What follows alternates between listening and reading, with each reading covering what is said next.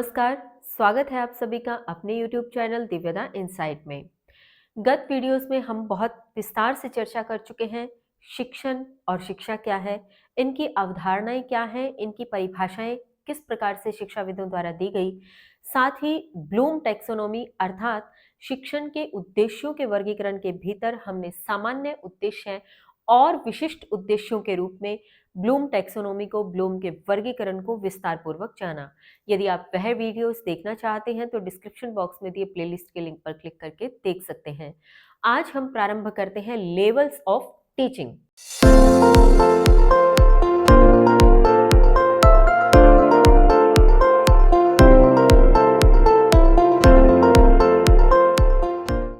अर्थात शिक्षण के स्तर।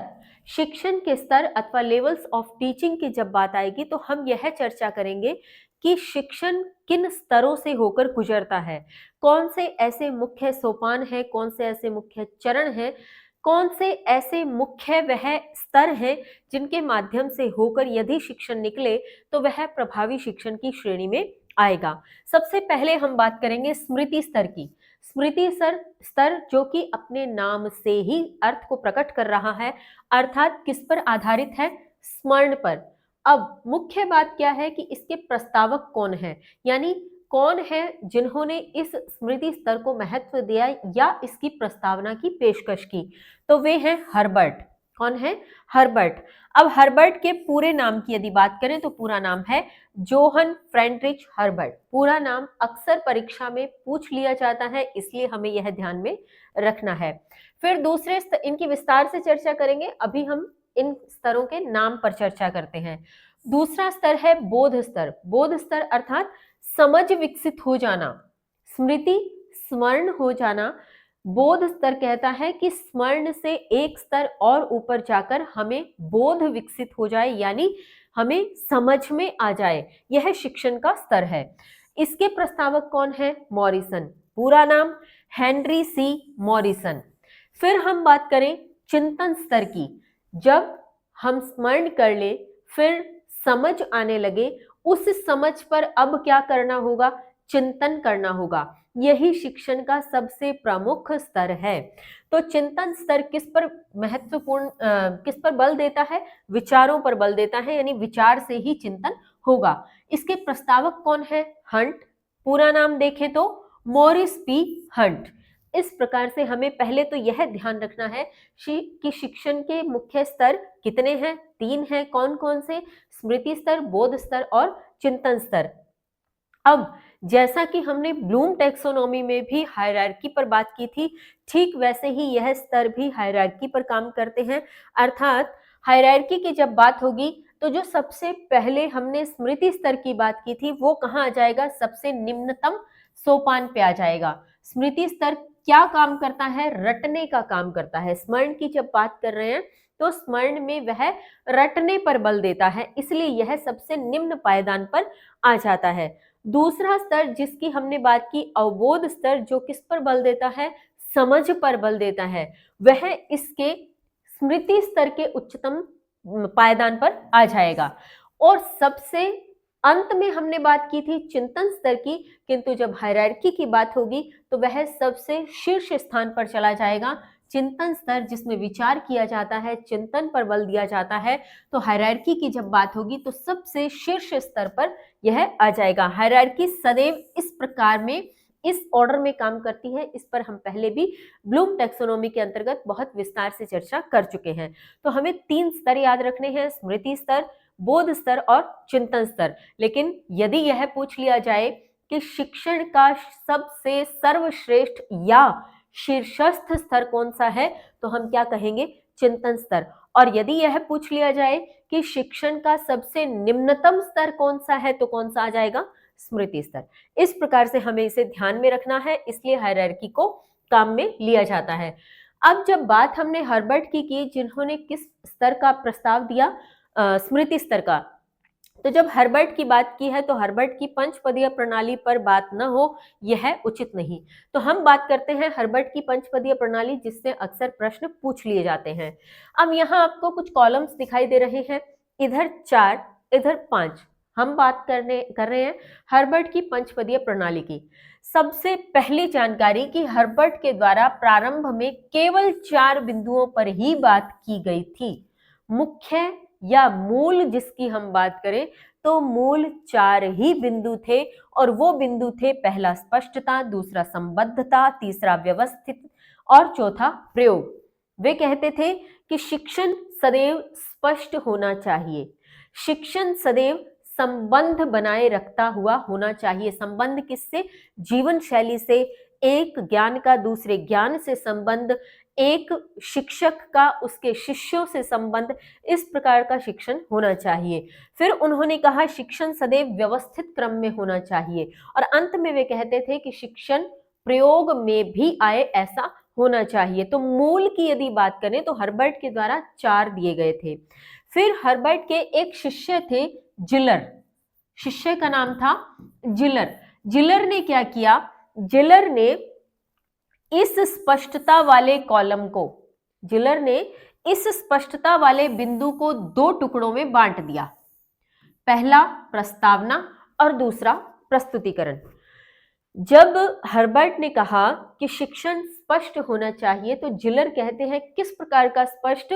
पहली स्पष्टता उसमें होनी चाहिए कि उसकी प्रस्तावना निश्चय होनी चाहिए, यानी इंट्रोडक्शन जरूर हो। जैसे हम कोई भी वीडियो, कोई भी प्रकरण जब शुरू करते हैं, हम कहते हैं ना कि हमने गत कक्षा में यह पढ़ा, आज हम इस पर चर्चा करते हैं।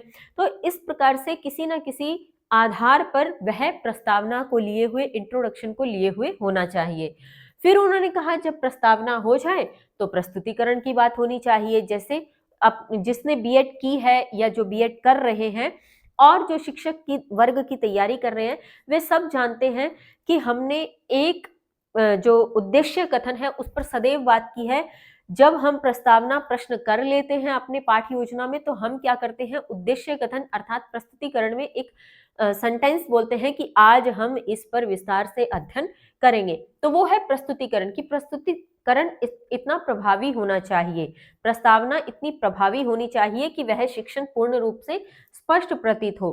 तो जिलर ने क्या किया? जिलर ने इस स्पष्टता वाले बिंदु को 2 टुकड़ों में बांट दिया। पहला अंतर आया, यानी पहला जो संशोधन हुआ या यूं कह लो कि बदलाव आया। फिर हर्बर्ट के अन्य कुछ शिष्य हुए जिनके नाम अभी हमारे समक्ष मौजूद नहीं है किसी पुस्तक में, किंतु यही लिखा हुआ मिलता है कि हर्बर्ट के अन्य शिष्यों ने भी इसमें जो संशोधन किए या इसमें कुछ और बदलाव किए। तो वो बदलाव यही थे। क्या था? हर्बर्ट ने कहा था कि शिक्षण कैसा होना चाहिए? संबद्धता लिए हुए होना चाहिए। हर्बर्ट के शिष्यों ने इसका नाम बदलकर क्या कर दिया? तुलना करना। संबंध दर्शाना भी एक तरह से क्या है? तुलना करना, कि एक ज्ञान का दूसरे ज्ञान से क्या संबंध है, अर्थात उसकी क्या तुलना हो सकती है। एक ज्ञान जीवन में कैसे प्रयोग आएगा, अर्थात जीवन के साथ उसकी कैसे तुलना हो सकती है। तो हर्बर्ट के शिष्यों ने क्या किया? इस संबद्धता शब्द का नाम बदलकर तुलना करना इस प्रकार से कर दिया। फिर उन्होंने एक और बदलाव किया कि व्यवस्थित जो यहाँ पे दिया मूल हर्बर्ट के द्वारा, उसका नाम बदल करके नियमीकरण कर दिया। व्यवस्थित का नाम बदल करके क्या कर दिया? नियमीकरण कर दिया।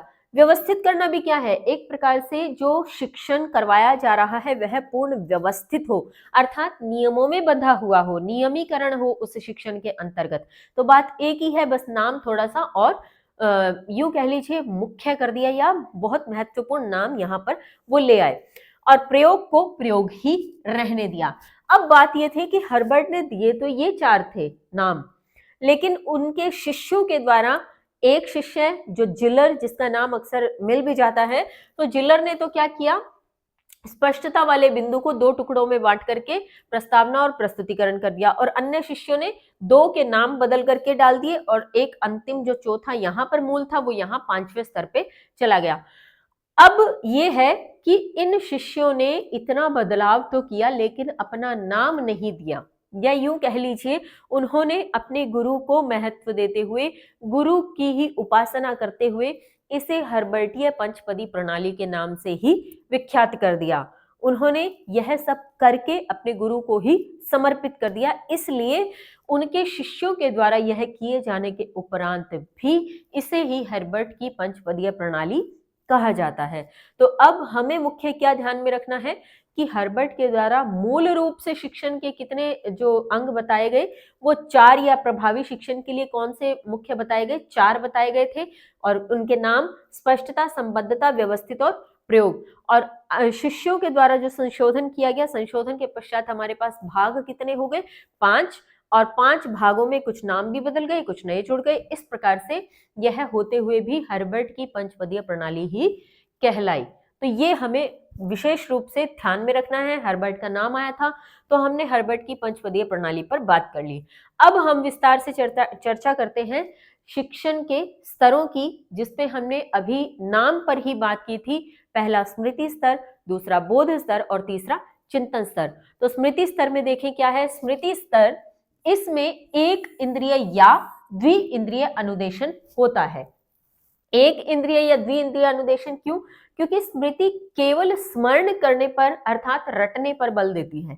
ठीक है, तो जब केवल उसमें रटना है, केवल स्मरण ही करना है, तो एक या ज्यादा से ज्यादा 2 इंद्रियां काम कर लेंगी, इससे अधिक तो काम इंद्रियों का रहा नहीं। तो इसलिए स्मृति स्तर में एक इंद्रिय या द्वि इंद्रिय अनुदेशन ही होता है।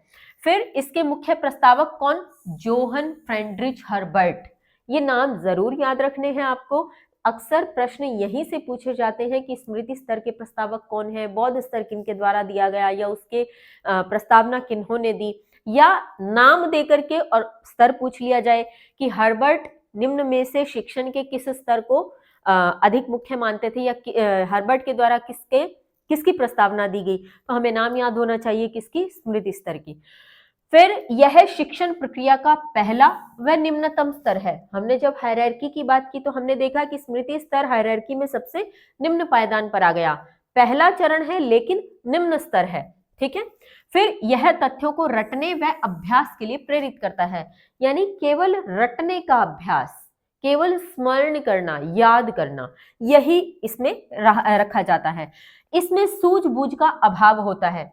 जब रटने पर बल दिया जाता है तो सूझबूझ कहाँ से आएगी? हो ही नहीं सकती, क्योंकि बच्चों को रटवाया ही जाता है। इस शिक्षण के माध्यम से आपने अक्सर देखा होगा, हम भी छोटी कक्षाओं से पढ़कर आए हैं, हमें बहुत सी ऐसी व्याकरण के नियम या बहुत सी ऐसी चीजें जो प्रारंभिक कक्षाओं में केवल रटवाई जाती थी, ये कहकर कि इसके नियम अभी आपके काम के नहीं है और ये आप बड़े होकर के समझेंगे। संधि के नियम कह लो, समास के नियम कह लो, हमने प्रारंभ में छोटी कक्षाओं में सिर्फ संधि विच्छेद और संधि युक्त शब्द बनाने सीखे, केवल रट्टाफिकेशन के आधार पे, लेकिन उनके नियम हमने बड़ी कक्षाओं में सीखे। तो यह स्मृति स्तर उसी आधार पर डाला गया, उसी आधार पर जो हमने समझा है, रटा है, वो वहीं से आया। फिर इसमें अभिप्रेरणा का स्तर न्यूनतम होता है। अभिप्रेरणा नहीं होती इसमें, इसलिए जब रटने पर बल दिया जाएगा तो सूझबूझ वहां पर कार्य नहीं करेगी, उसका अभाव होगा। फिर है अभिप्रेरणा का स्तर न्यूनतम होता है। अभिप्रेरणा का स्तर यहाँ शून्य नहीं होता, ये बहुत अच्छे से ध्यान में रखना है। ये प्रश्न इससे अक्सर आता है। एक बार बहुत सटीक प्रश्न इसी स्वरूप में आया था कि स्मृति स्तर में अभिप्रेरणा का स्तर होता है, और नीचे ऑप्शन दिया था न्यूनतम, शून्य, अधिकतम या होता ही नहीं। तो हमें ये ध्यान रखना है, न्यूनतम होता है, शून्य नहीं होता। यानी अभिप्रेरणा होती तो है, प्रेरणा जागृत तो होती है, चाहे वो रटने के स्तर पर ही क्यों ना हो, लेकिन न्यूनतम होती है, शून्य नहीं होती, ये ध्यान रखना है। फिर इसमें प्रत्यास्मरण पर विशेष बल दिया जाता है। प्रत्यास्मरण जिस पर हमने विस्तार से चर्चा की थी जब हमने ब्लूम टैक्सोनॉमी के आधार पर, ब्लूम के वर्गीकरण के आधार पर विशिष्ट उद्देश्यों को पढ़ना प्रारंभ किया था। वहां 2 शब्दों पर विशेष चर्चा की थी, प्रत्यास्मरण और प्रत्याभिज्ञान।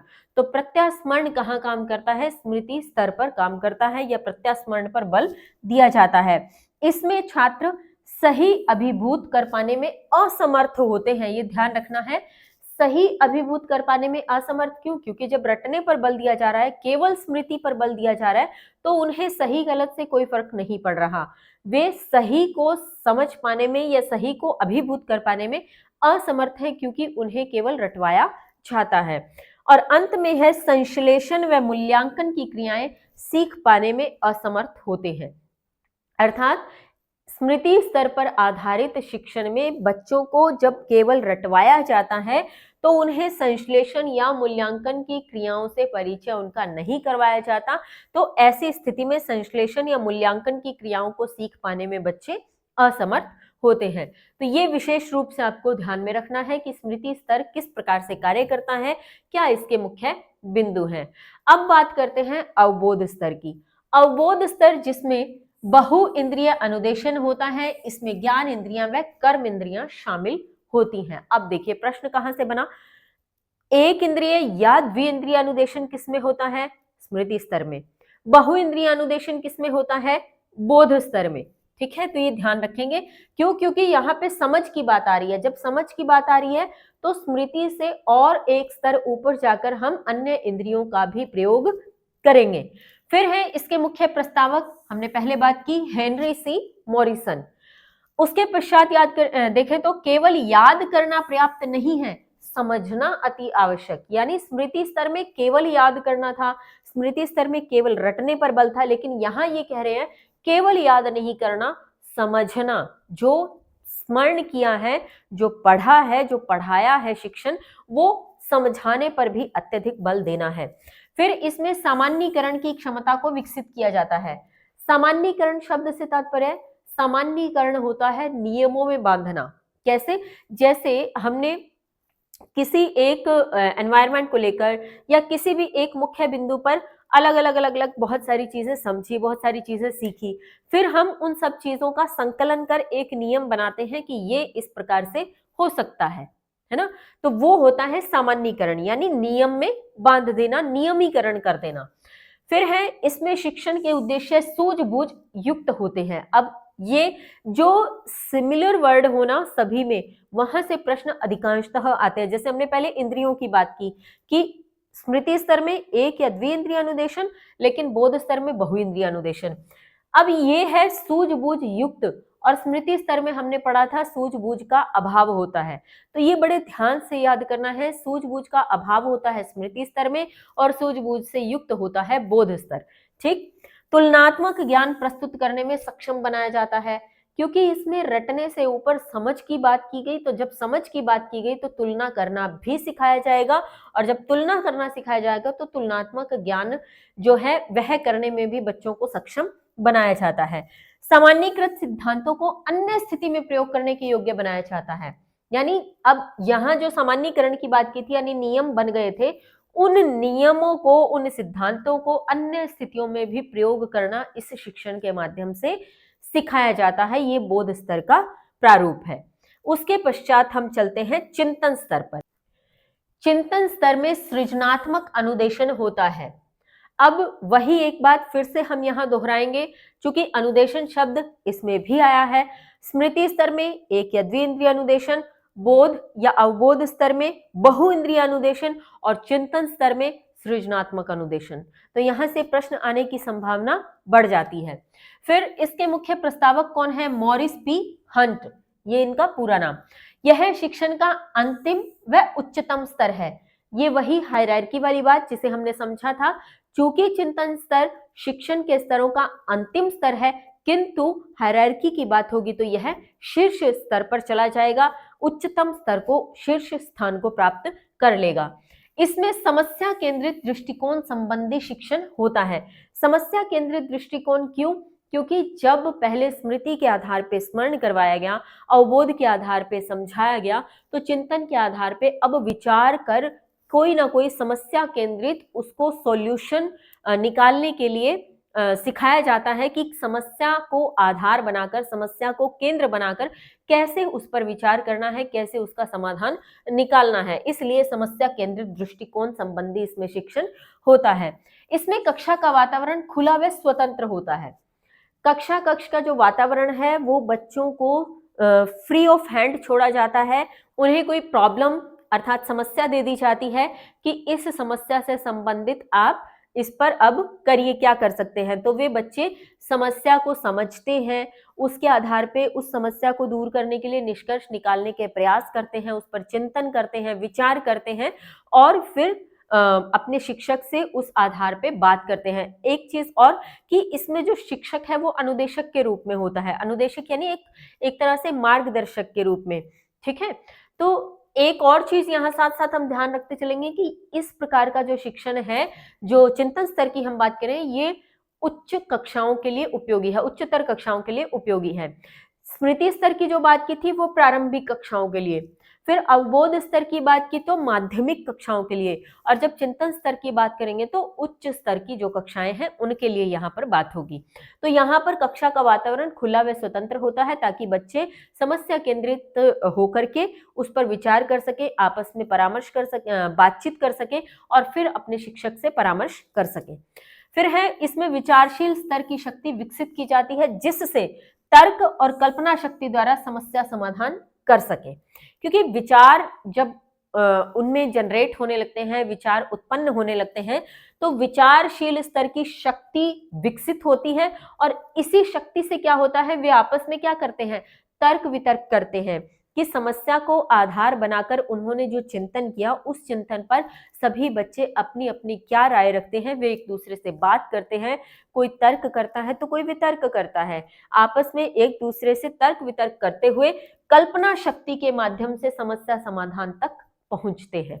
फिर है विद्यार्थियों में आलोचनात्मक व मौलिक चिंतन उत्पन्न होता है, यानी इस शिक्षण के माध्यम से विद्यार्थियों में आलोचनात्मक जब हम बात कर रहे हैं, तर्क शक्ति का विकास हो रहा है, तो तर्क जब होगा, वितर्क जब होगा तो वे आलोचना भी कर सकेंगे, वे क्रिटिसाइज भी कर सकेंगे किसी स्थिति को। तो जब क्रिटिसाइज करेंगे तो आलोचनात्मक जो दृष्टिकोण है, मौलिक चिंतन साथ में उत्पन्न हुआ। मौलिक का मतलब होता है कुछ नया, उनका अपना मूल, है ना, ये नहीं कि कहीं से कॉपी पेस्ट किया हो। वो स्वयं जब विचार कर रहे हैं किसी स्थिति पर तो स्वयं विचार करके जो वो निकाल रहे हैं वो उनका मौलिक विचार है। तो मौलिक चिंतन इस शिक्षण के माध्यम से उत्पन्न होता है, आलोचनात्मक चिंतन इस शिक्षण के माध्यम से उत्पन्न होता है कि वे क्रिटिसाइज कर पाते हैं और मौलिक चिंतन के रूप में ला पाते हैं। तो यह था चिंतन स्तर। अब हम सबसे मुख्य बात करते हैं, जितना अब हमने अभी तक पढ़ा समझा, तीनों स्तरों की बात की, परीक्षा की दृष्टि से इन तीनों में से किन शब्दों पर अधिकांश प्रश्न आते हैं, कौन से शब्द ऐसे हैं जो कंफ्यूज करते हैं, या जो प्रश्न आ जाए तो हम उसको सॉर्ट आउट कैसे करेंगे उसको देख लेते हैं। स्मृति स्तर की जब बात होगी तो स्मृति स्तर में एक या द्विंद्रिय अनुदेशन, ये हमने पढ़ ही लिया था, इसलिए इसको और डिटेल में नहीं बताऊंगी। फिर है ज्ञान प्रदान करना, क्योंकि स्मृति स्तर केवल स्मरण पर बात कर रहा है, तो जब केवल स्मरण पर बात कर रहा है तो वहां केवल ज्ञान ही प्रदान किया जा रहा है। फिर सूचनाएं देना, स्मृति स्तर का काम क्या है, केवल सूचनाएं देना। स्मृति स्तर का काम है स्मरण शक्ति का विकास करना, स्मरण थोड़ा ठीक कर लीजिएगा, स्मरण शक्ति का विकास करना। और फिर है तथ्यों का पुनः स्मरण करना, यानी इसमें केवल रटना, केवल याद करने पर जब बल है, तो तथ्यों का पुनः स्मरण, एक बार स्मरण किया फिर स्मरण शक्ति का विकास करते हुए उन तथ्यों का पुनः स्मरण किया और उन्हें पहचानना, स्मृति के आधार पर केवल पहचानना। ठीक है, इस तरह के शब्द यदि आ जाए, अब प्रश्न कैसे आ जाएगा, प्रश्न आ सकते हैं कि तथ्यों का पुनः स्मरण होता है निम्न में से स्मृति स्तर, अवबोध स्तर या चिंतन स्तर, तो हमें क्या देना है, स्मृति स्तर आंसर देना है। इस प्रकार से प्रश्न आएंगे। फिर अवबोध स्तर की बात करें तो इसमें क्या है, बहु इंद्रिय अनुदेशन, इस पर भी हम बहुत विस्तार से चर्चा कर चुके हैं। सूचनाओं को समझना, इसमें था सूचनाएं देना। अब देखिए प्रश्न, मैंने आपसे कहा था कि जो ऐसे शब्द हो जो सभी में एक तरह से सिमिलर दिखाई दे, वहां से प्रश्न आने की संभावना अधिक रहती है। तो यहाँ सूचनाएं देना स्मृति स्तर में, सूचनाओं को समझना अवबोध स्तर में। ठीक, व्याख्या करना, क्यों, क्योंकि यहां समझा जा रहा है, समझकर उसकी क्या की जा रही है, व्याख्या। वर्गीकरण करना, संक्षिप्त करना, धारण करना, तुलना करना, यानी समझने के पश्चात जितनी क्रियाएं की जा सकती हैं, व्याख्या, वर्गीकरण, संक्षिप्त, धारण, तुलना, ये सभी शब्द किस में आएंगे, अवबोध स्तर में आएंगे। ठीक, फिर हम बात करते हैं चिंतन स्तर की, तो इसमें सबसे पहले सृजनात्मक अनुदेशन, अनुदेशन पर बात की, उसके पश्चात इसमें होता है विश्लेषण, संश्लेषण और मूल्यांकन, यानी इसमें तो व्याख्या कर दिया, वर्गीकरण कर दिया, संक्षिप्त, धारण सब किया, फिर इन सबको जब टुकड़ों में सब कुछ किया तो हमने विश्लेषण भी किया, विश्लेषण करके सब कुछ गहराई से सूक्ष्म अध्ययन किया, एक-एक पहलू को खोल कर देखा, तो फिर हमने उसका क्या किया, संश्लेषण किया। और जब ये सब कुछ कर लिया तो हम क्या कर रहे हैं, मूल्यांकन कर रहे हैं, क्योंकि इसमें आलोचना भी आ रही है, इसमें मौलिक चिंतन भी आ रहा है, इसमें हम सारी चीज़ों को ऐड ऑन करते हुए, तर्क-वितर्क को ऐड ऑन करते हुए, पूरे अंत में मूल्यांकन करते हुए निष्कर्ष तक पहुँचते हैं। तो ये जो मुख्य शब्द हैं, इन पर ज़रूर ध्यान देना है। इन शब्दों से अक्सर प्रश्न पूछ लिए जाते हैं, या ये पूछ लिया जाए कि संश्लेषण की क्रिया निम्न में से शिक्षण के कौन से स्तर में होती है? तो हमें ध्यान रखना है किस स्तर में होती है, चिंतन स्तर में। यदि पूछ लिया जाए कि तुलना करने की जो क्रिया है वो किस स्तर में होती है, तो अवबोध स्तर में। इस प्रकार से आपको इन शब्दों को ध्यान में रखना, ये परीक्षा की दृष्टि से बहुत ही महत्वपूर्ण शब्द हैं। इसी के साथ लेवल्स ऑफ टीचिंग का यह टॉपिक यहीं खत्म होता है। मिलते हैं अगली कक्षा में नए टॉपिक के साथ। तब तक के लिए स्वस्थ रहिए, मस्त रहिए, पढ़ते और पढ़ाते रहिए। धन्यवाद। जय हिंद, जय भारत।